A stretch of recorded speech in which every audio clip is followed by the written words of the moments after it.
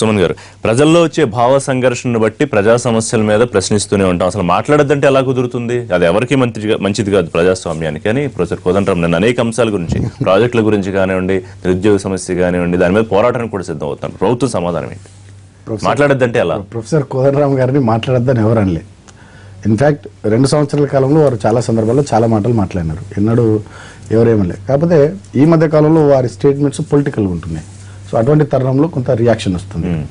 అదేవిధంగా ముఖ్యంగా గతంలో జరిగినటువంటి ఒక సంఘటన, 2 సంవత్సరాల కాలంలో కోదండరాం గారు ప్రభుత్వం మీద రైతుల ఆత్మహత్యల విషయంలో కరువు యాత్రలు అంటూ చేసి నా ఏరియాలో, మా సింగరేణి ఏరియాలో కూడా ఓపెన్ కాస్ట్ మైన్స్ మీద పోయినారు, మాట్లాడినారు, మమ్మల్ని తిట్టినారు, ప్రభుత్వాన్ని విమర్శించినారు. ఎవరు ఎన్నడూ కూడా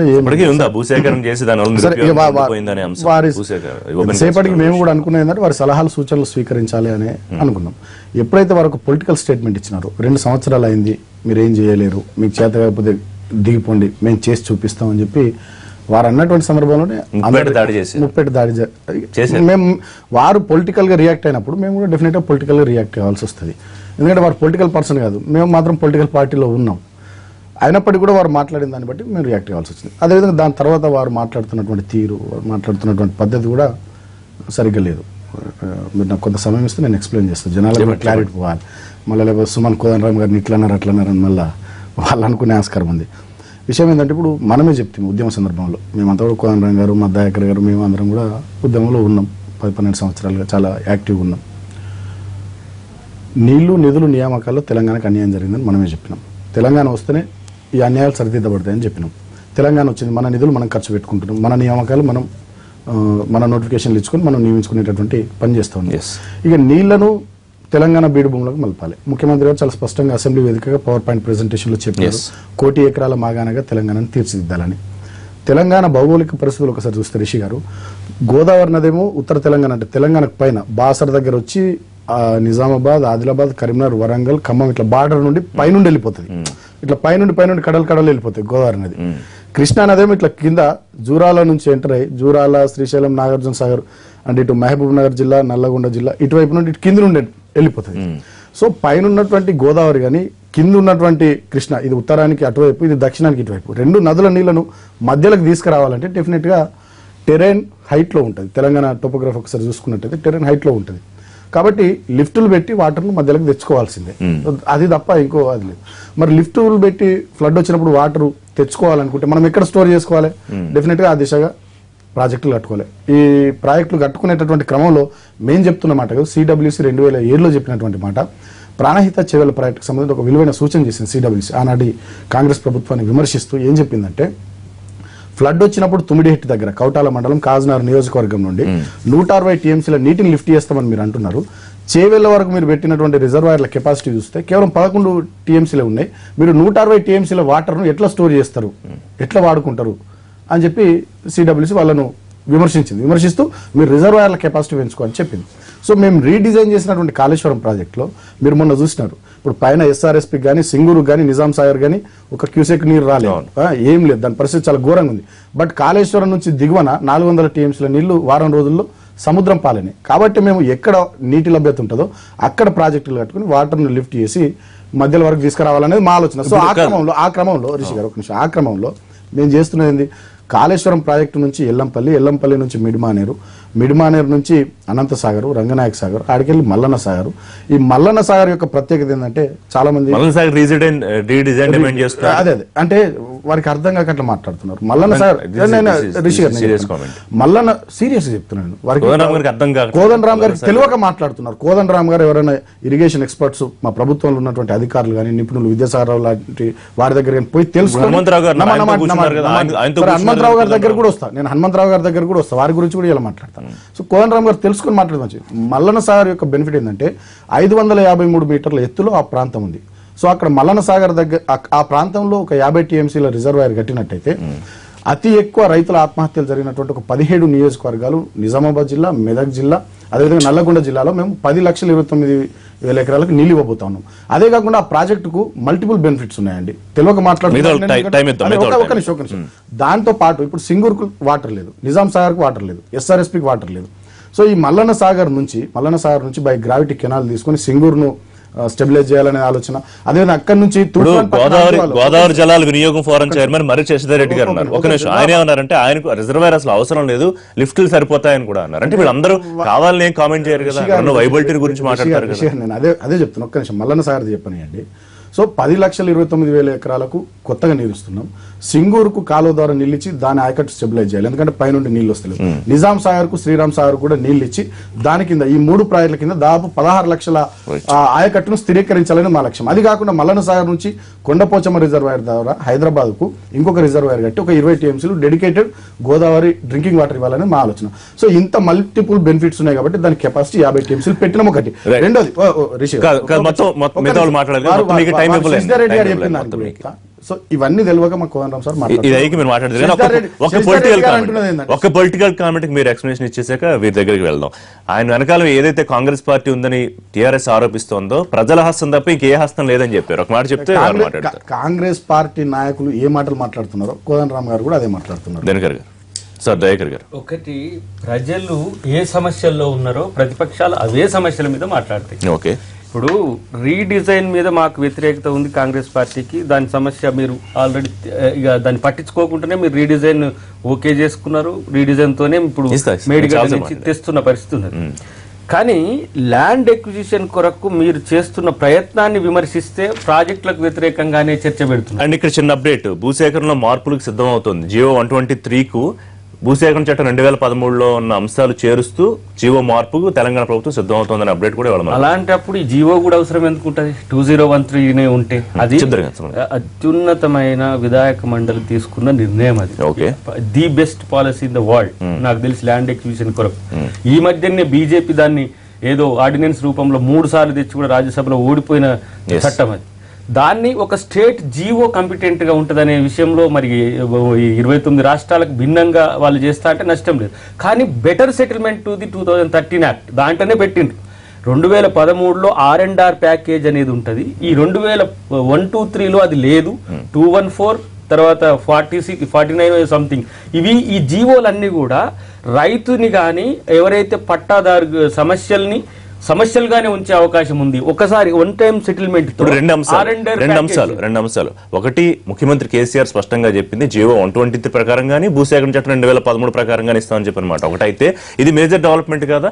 2013లో ఏవైతే అనుకూల అంశాలు ఎక్కువ ప్రయోజనం కలిగించే అంశాలు ఉన్నాయో వాటిని అన్నింటినీ యాడ్ చేస్తూ జీవో 123లో మార్పులు తీసుకొస్తామని చెప్తుంది ప్రభుత్వం. మీరు 2013లో ఉన్న వాటిని ఇంపోర్ట్ చేసుకొని ఇంకా మీరు అక్కడ ఉన్న మల్లన్న సాగర్ ప్రజలకు ప్రేమించి ఇంకా మీరు ఎక్కువ ఇస్తా అంటే ఎవరు కూడా వద్దన్నారు. సమస్య ఏమైతుంది, నువ్వు మార్కెట్ వాల్యూ ఫిక్స్ చేసేటప్పుడే 6 లక్షలుగా ఒక భూమిని సెటిల్మెంట్ చేసి తనకు పునరాశ్రయం గురించి చర్చనే లేకుండా అదొక ఏమంటారు ఒక ప్రైవేట్ ఆస్తి కొనుగోలు వ్యవహారంగా మారుస్తున్నందుకు ప్రజలు రోజు తిరగబడుతుంది అక్కడ. ఈ రోజు అక్కడ వాళ్ళ ఎమ్మెల్యేలు 3, ఇటువైపు కేసీఆర్ గారు, ఇటువైపు సిద్దిపేట హరీష్ రావు గారు, మధ్యన రామలింగారెడ్డి గారు, వారి ఎంపీటీసీలు, వారి జెడ్పీటీసీలు, వారి ఎంపీపీలు అక్కడ వాళ్ళ మీద తిరగబడుతున్నారు. ప్రజలు తిరగబడుతున్న అంశాలను పక్కన పెట్టేసి ప్రతిపక్షాల మీద మాట్లాడుతున్న కోదండరామ్ గారి మీద అనడం. ఇంకొక మాట చెప్పారు అప్పుడు పొలిటికల్ గా మాట్లాడితే మేము కూడా పొలిటికల్ గా వ్యక్తి స్వేచ్ఛ ఉంటది కోదండరామ్ గారికి. రాజకీయాల మీద విమర్శలు చేసే హక్కు ఉంటది. ఆ రోజు సీమాంధ్ర ఉద్యమం జరిగేటప్పుడు సీమాంధ్ర ఉద్యమం మీద కామెంట్ చేసిన రోజు మర్చిపోయినారు. ఇక్కడ ఉన్న శ్రీధర్ బాబు మీద ఎలాంటి మా పార్టీలో ఉన్న శ్రీధర్ బాబు మీద ఎలాంటి కామెంట్ చేసిండ్రు మర్చిపోతే వేరే టోలర్ అయితే ఏమైనా అనొచ్చు, మనల్ని మాత్రం ఏమనొద్దు. అసలు మాట్లాడొద్దనే చర్చ ఇప్పుడు 2 రాష్ట్రాల్లో వస్తున్న పరిస్థితి. ప్రజాస్వామ్యానికి మాట్లాడే హక్కు ఎవరికైనా ఉంది. చెప్పండి. ఇప్పుడు రిషి గారు కోదండరామ్ గారు మాట్లాడద్దని మేము అనలేదు. కోదండరామ్ గారు నేను ఇందాక చెప్పిన ఫస్ట్ లో 2 సంవత్సరాల్లో చాలా సందర్భాల్లో మాట్లాడినారు. ఎన్నడూ మేమేమనలే. వారు ఎప్పుడైతే మీకు చేత కాదు, మీరు 2 ఏళ్ళలో ఏం చేయలే, మీరు దిగిపోండి, మేము చేసి చూపిస్తామని పొలిటికల్ స్టేట్మెంట్ ఇచ్చిన మేము కూడా పొలిటికల్ స్పందించినాం. ఇట్ ద సేమ్ టైం వారు మాట్లాడుతున్నటువంటి మిగతా చాలా విషయాలు కూడా మేము డెఫినెట్ గా స్పందించాలి. ప్రభుత్వం వీరు మాట్లాడినా ఎవరు మాట్లాడినా స్పందించాలి. వారు మాట్లాడడం మేము స్పందిస్తా ఉన్నాం. మల్లన్న సాగర్ విషయంలో వీరు అంటున్నారు భూసేకరణ చట్టం కాంగ్రెస్ పార్టీ చేసింది. యూపీఐ ప్రభుత్వం భూసేకరణ చట్టం 2013 తెచ్చింది. దాంట్లో ఒక సెక్షన్ ఉంది చూసుకోండి, సెక్షన్ 107. దాని ప్రకారం ఏదైనా మంచిగా ఇంకా గొప్పగా పునరావాసం కానీ మెరుగైన ప్యాకేజ్ కానీ మెరుగైన సౌకర్యాలు కల్పించదలుచుకుంటే ఆ రాష్ట్ర ప్రభుత్వం ప్రత్యేకంగా ఒక జీవో తీసుకొని దాన్ని చేసుకోవచ్చు అని చెప్పి ఆ చట్టం చెప్తుంది. దానికి లోబడి తెలంగాణ ప్రభుత్వం జీవో 123 మనమే కాదు రిషి గారు కొంచెం మనమే కాదు వీళ్ళు కేవలం జీవో 123 తెలంగాణ ప్రభుత్వం తెచ్చి ఇట్లా చేస్తుందని మహారాష్ట్ర ప్రభుత్వము, కేరళ ప్రభుత్వం, కర్ణాటక ప్రభుత్వం, తమిళనాడు ప్రభుత్వాలు కూడా ఇట్లా ప్రత్యేకంగా జీవోలు తెచ్చుకొని చేసుకుంటున్నాయి. నేను అంటే ఇన్ టోటో 2013 భూసేకరణ చట్టం ఏ రాష్ట్రం కూడా అమలు చేస్తలేదు. అయినప్పటికీ కూడా మేమేమంటున్నాం, జీవో 123 ప్రకారం చేసేది సరిపోకుంటే కూడా ఫిషరీస్ మీద హక్కులు ఇస్తామంటున్నాం, వాళ్ళ పిల్లలకు గురుకులాల్లో ఫ్రీ ఫెసిలిటీ ఎడ్యుకేషన్ ఫెసిలిటీ ఇస్తామంటున్నాం, నిరుద్యోగులకు ఉద్యోగాలు కల్పించేటటువంటి అంశాన్ని పరిశీలిస్తామంటున్నాం, ఇంకా ఏమేమి అదనంగా చేయొచ్చో అవన్నీ కూడా చేస్తామంటున్నాం. ఎందుకంటే మునిగిపోయేది డెఫినెట్గా మా తెలంగాణలోని గ్రామాలే, మా బిడ్డలే, వాళ్ళని ఆదుకోవాలనేటటువంటి ఆలోచన మాకు ఉంటుంది, వాళ్ళకి అన్యాయం చేయాలనే ఆలోచన మాకెందుకు ఉంటుంది, ఉండదు. అందుకే సీఎం గారు చాలా స్పష్టంగా చెప్పినారు, మీరు 2013 అంటే 2013, జీవో 123 అంటే జీవో 120, ఇంకా ఏమైనా కావాలంటే మీరు డిస్కస్ చేయండి, మీరు డిస్కస్ చేయండి మినిస్టర్. 10-15 సంవత్సరాలు కోదండరామ్ గారితో కలిసి కేసీఆర్ గారు వీళ్ళంతా కూడా ఉద్యమాలు నడిపారు. తెలంగాణ ఉద్యమంలో అన్నారా? ఎస్ కరెక్ట్ అన్నారు. ఈరోజు సాంకేతిక పరమైన విషయాలు చాలా చెప్తున్నారు. కోదండరామ్ గారికి తెలియదని, కోదండరామ్ గారికి రాజకీయ ఉద్దేశాలు దురుద్దేశాలు అంటగట్టవలసిన అవసరం లేదు. ఆయన నాకు తెలిసినంత వరకు ఆయన కొంత వామపక్ష భావజాలం గల మనిషిని మాత్రం నాకు తెలుసు. మిగతా రాజకీయ పార్టీలకు సంబంధం అని నేను అనుకోవడం. అటువంటప్పుడు మీరు ఇంత విషయ పరిజ్ఞానం ఉన్నప్పుడు వారితో మాట్లాడవచ్చు, పిలవచ్చు. సార్ మీరు చెప్పేది కరెక్ట్ కాదు, ఇది మీ సలహాలు ఏమిటని దాడి చేస్తూ ఉంటే దాడి చేస్తూ ఉంటే మహబూబ్ నగర్ లో కాంగ్రెస్ పార్టీ మీటింగ్ పెడితే అక్కడ పోయి మాట్లాడతారు. కాంగ్రెస్ పార్టీ శత్రు కాదు, కోదండరామ్ గారు ఎన్నిసార్లు చెప్పినా టీఆర్ఎస్ ఆయన కాంగ్రెస్ మనిషిగా చూపించాలనుకుంటుందా? మేము అనుకోవట్లే, వారే చేస్తున్నారు. మొన్న మహబూబ్ నగర్ జిల్లాలో ఒక మీటింగ్ జరిగింది, జైపాల్ రెడ్డి గారి పక్కన వారు కూర్చొని కాంగ్రెస్ పార్టీ సభలో మాట్లాడినారు. అదేవిధంగా గజ్వేల్ కాంగ్రెస్ పార్టీ ఏర్పాటు చేసే మీటింగ్లకు పోయి వారు మైక్ పట్టుకొని ప్రభుత్వం మీద దాడి చేయడం ఎంతవరకు కరెక్ట్? నేనేమంటున్నా, సరే మీరు మా దగ్గరికి రాలేరు, మాతో మాట్లాడలేరు. విద్యాసాగర్ రావు గారు ఉన్నారు, నీటిపారుదల నిపుణులు, ఇంకా చాలా మంది ఉన్నారు కదా తెలంగాణలో ఇంజనీర్లు, గతంలో చట్టానికి సంబంధం లేదన్నట్టు విద్యాసాగర్ గారు మాట్లాడారు, దాన్ని కూడా ఖండిస్తున్నాం అని చెప్పారు. సరే వారు ఎవరైనా ఖండించదలుచుకున్నారు, కామెంట్స్ కూడా మనం చూడాలి, ఎవరైనా ఖండిస్తున్నారు ఇవాళ రేపట్లో నేను చూస్తాను. నేనేమంటున్నా, ఇంత కేటగారికల్ గా ఇంత ఇన్ఫర్మేషన్ ఇంత క్లియర్ గా చెప్పినప్పుడు అధికారులతో వారు మాట్లాడితే మంచిగా ఉంటది కదా, ప్రభుత్వం మీద దాడి చేయడం బదులు. ఒక అంశం అండి ఇక్కడ, ఒకటి కోదండరామ్ గారు తెలంగాణ ఉద్యమానికి సంబంధించి ఇక్కడ కేసీఆర్తో కలిగి అంతకుముందు చేసిన అంతర్గత వ్యవహారం ఏదైతే ఉందో దానికి భిన్నంగా నడుస్తున్నటువంటిది ప్రజలందరూ చూస్తున్నారు. అది ఒక అంశం. అయితే ఈ ల్యాండ్ అక్విజిషన్, ఈ ప్రాబ్లమ్స్, వీటికి సంబంధించి వీటిని ఇది చేసినట్టయితే సక్రమంగా చేసుకున్నట్టయితే, ఇప్పుడు మేము చూసాము నిన్న తోటపల్లికి 1 లక్ష ఎకరాలకి నార్త్ ఆంధ్రాలో ఇవ్వగలిగాము. అలాగే పట్టిసీమ దగ్గర కూడా కట్టినప్పుడు రైట్ కెనాల్ పోలవరానికి ఇట్లాంటి సమస్య వచ్చింది మాకు. వచ్చినప్పుడు మా ఎమ్మెల్యేలు మంత్రులు వెళ్లి అక్కడ ప్రజలందరినీ కన్విన్స్ చేసుకుని ఏదైతే 2013 చట్టం ప్రకారము ఏ ఇబ్బంది లేకుండా పూర్తి చేసుకోగలిగాము. అంటే ముందే వాళ్ళలో విశ్వాసాన్ని పెంపొందించాల్సినటువంటి బాధ్యత కూడా ప్రభుత్వం నడిపేటటువంటి ప్రజాప్రతినిధుల ఉంటుంది. దాదాపుగా పరిష్కారం దిశగా వెళ్తున్నట్టే కనిపిస్తుందా? పరిష్కారం దిశగా వెళ్ళక తప్పదు. ఇప్పుడు ఆ ప్రాసెస్ అయితే ఈ జాగ్రత్త చర్యలు నేను చెప్పాను కదా, ఇప్పుడు ఏదైతే పోలవరం కుడికాలంలో మేము తీసుకున్నటువంటి చర్యలు తీసుకున్నట్టయితే, అట్లాగే తీసుకున్నట్టయితే ఈ ఇబ్బంది కూడా ఉండేది కాదు. కాకుంటే జియోగ్రఫికల్ గా ఇందాక ఒక మాట సుమన్ గారు చెప్పారు, అది వాస్తవం. జియోగ్రఫికల్ గా ఉన్న కన్స్ట్రైన్స్ ఏవైతే ఉన్నాయో వాటిని కన్సిడరేషన్ లోకి తీసుకుని చట్టాలకి లోబడి ముందుకు వెళ్లాల్సినటువంటి అవసరం ఉంది. కాబట్టి విద్యాసాగర్ రావు గారు చాలా విఘ్నులు, గతంలో కూడా ఎక్స్పర్ట్ గా చేసిన ఆయన చట్టాలు ఏమీ సంబంధం లేదు, అవసరం లేదని ఆయన నుంచి నేను వింటామని అది బాధాకరమైనటువంటి అంశం. భారతదేశంలో ఉన్నాము, కాన్స్టిట్యూషన్ ఇప్పుడు నేను అది కాదు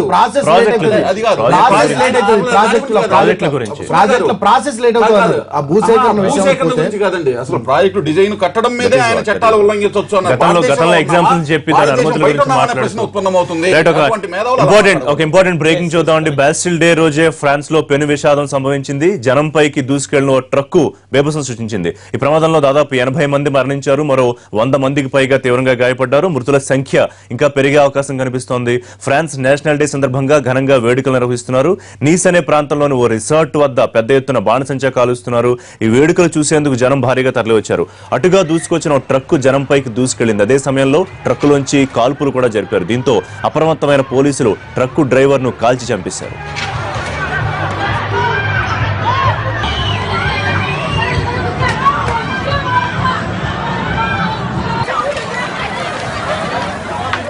ఇప్పటికే ఫిబ్రవరిలో మరొక దాడి కుట్రను పోలీసులు భగ్నం చేశారు. కానీ ఫ్రాన్స్ బాస్టిల్ డే వేడుకల్లో తీవ్ర విషాదం. ప్రమాదం జరిగిన వెంటనే ప్రజలు పరుగులు తీయడం, ఏం జరుగుతోందో అర్థమయ్యేలోపే జరగాల్సిన దారుణం కాస్త జరిగిపోయింది. మరోవైపు ప్రమాదం జరిగిన ప్రదేశంలో పరిస్థితి హృదయ విదారకంగా ఉంది. మృతదేహాలు చెల్లాచెదురుగా పడిపోయాయి. అప్పటిదాకా ఆనందంతో కేరింతలతో సందడిగా కనిపించిన ఆ ప్రాంతం నిమిషాల వ్యవధిలో శ్మశానంలా మారిపోయింది. పోలీసులు ఆ ప్రాంతాన్ని తమ అధీనంలోకి తీసుకున్నారు. క్షతగాత్రులను ఆసుపత్రులకు తరలిస్తున్నారు.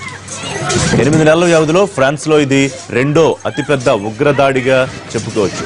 నవంబర్లో జరిగిన ఉగ్రదాడిలో దాదాపు 130 మందికి పైగా చనిపోతే ఇప్పుడు జరిగిన దారుణాల్లో ఇప్పటికైతే 70 మంది చనిపోయారు, 80 మంది చనిపోయారు. ఊహించిన అటాక్ తో ఫ్రాన్స్ ఉలిక్కిపడింది. ఇది పక్కా ప్లాన్ ప్రకారం జరిపిన దాడిగా పోలీసులు చెబుతున్నారు. ట్రక్కులో పెద్ద ఎత్తున ఆయుధాలు, గ్రెనేడ్లు ఉన్నట్లు తెలుస్తోంది. ట్రక్ ను జనంలోకి తీసుకెళ్లి పేల్చేయాలన్నది టెర్రరిస్టుల ప్లాన్ అయి ఉండొచ్చన్న అనుమానాలు వినిపిస్తున్నాయి. ఒకవేళ అదే జరుగుంటే ప్రాణ నష్టం ఊహించలేనంత తీవ్రంగా ఉండేది. కొన్ని వందల మంది ఉగ్ర దాడికి బలైపోయేవారు. పోలీసులు ట్రక్కు డ్రైవర్ ను కాల్చి చంపడంతో పెను ప్రమాదం తప్పిందని అనుకోవచ్చు.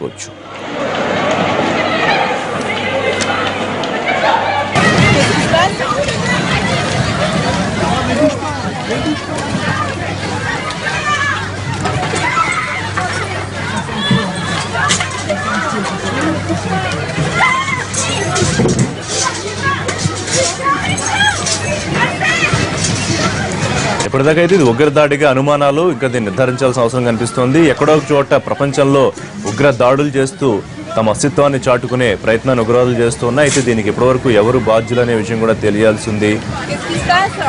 మొత్తం మీద అంతా కలిసి ప్రపంచం అంతా ఏకతాటిపైకి వచ్చి సంయమనం పాటిస్తూ ధైర్యంగా ఉగ్రవాదం మీద పోరాడాల్సిన సమయం మాత్రం ఇదని అందరూ గుర్తుంచుకోవాల్సిన సందర్భం. మొత్తం మీద పెద్ద విషాదం ఇవాళ చోటు చేసుకుంది ఫ్రాన్స్లో.